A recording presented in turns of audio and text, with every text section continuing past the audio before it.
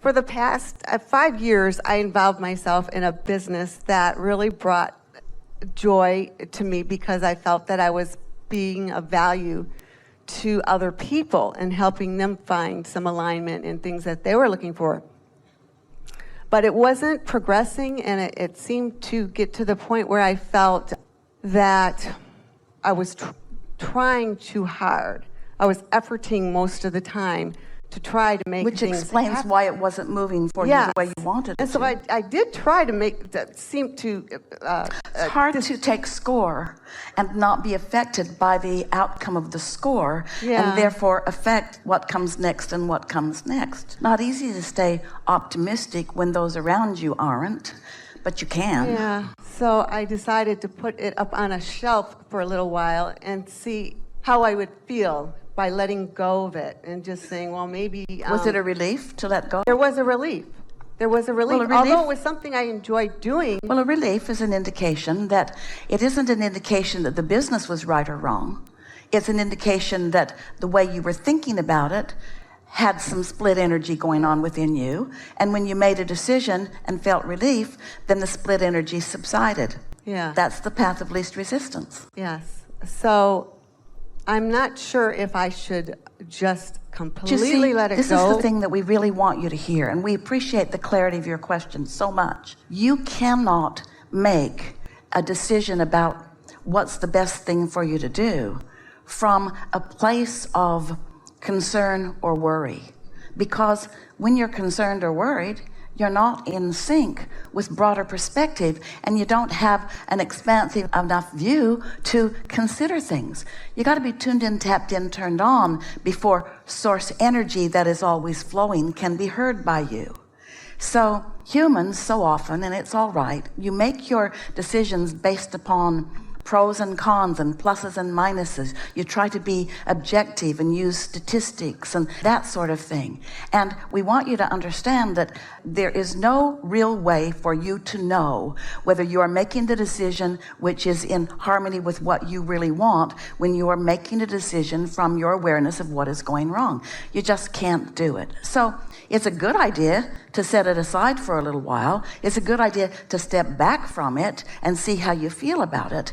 But what you really want to do is, if you can get enough distance between you and whatever the subject is, and you can get tuned in because this thought feels good, and get tuned in because you're enjoying this part of your life, and get tuned in because you're meditating and allowing your vibration to rise, and get tuned in because this music is lovely and this conversation is uplifting, and that is a beautiful thing to behold, and this walk feels really good to your physical body, so that you're choosing a stream of things, a continuum of things that feel so good to you that you are, for a period of time, mostly tuned in, tapped in, turned on. And then once that happens, impulses come to you. Impulses about where to go, not impulses about where not to go. Impulses about where to go. There is so much that is in your vortex that is calling you, that is calling you, that is calling you. And when you look at a condition that makes you feel an aversion, it doesn't mean that that calling is stopped. It means that you're out of the range of the calling, because the calling to what you want never stops. That's an important thing. That's the most important thing that this conversation has brought forward. The calling from your source, the call of your vortex, never stops. And if you can't hear it, it's not because your vortex is not calling. It's because you're tuned to a frequency where you just can't hear it. Because your inner being always knows where you want to be in relationship to where you are, and is always calling you to the path of least resistance. Well, the path of least resistance might very well be to put that business on the shelf, so to speak. That could be the path of least resistance, but you don't know it until you allow yourself to really feel what the calling is. We want you to think in terms of, this will serve you so well. What am I being called to? Not what am I being averted from? What am I being called to? What am I being called to? What am I being called to? Be solution oriented. Be forward looking, you see. And that's a lot to ask of most humans who've been operating very differently from that. But that's the way the universe works. That's the way your relationship with your inner being is. It's not the relationship you had with your mother. It's not the relationship you have with most people. It's not the relationship that most humans have with each other, but it is the relationship that you have with your inner being. And it's important to make that adjustment, because otherwise it's, as you said, I can't tell.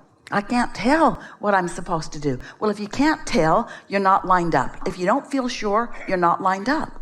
Sometimes you feel sure enough to ask a question, and when the answer comes, then you feel more sure. Then the decision comes into focus. Nothing is ever done. It's just a decision, and then a decision, and then a decision, and then a decision, because no creation is ever complete. It's just, what now? What now? What next? What next?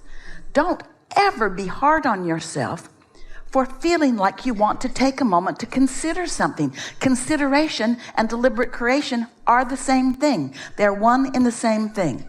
So if something strikes you as something that is bothering you a little bit, it's wonderful. It's appropriate to consider it, because in asking the question, the universe will bring you the opportunity to hear the answer that takes you to the next place and the next place.